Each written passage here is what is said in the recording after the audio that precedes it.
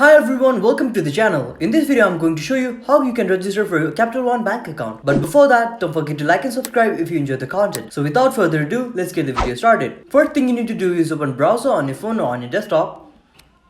Then enter the URL capitalone.com.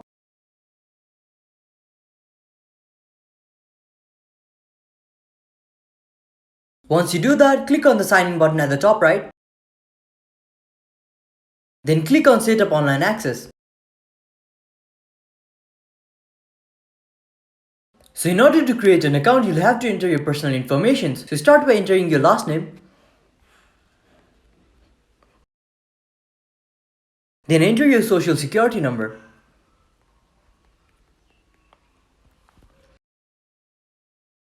After that, you'll then have to enter your date of birth. So enter that.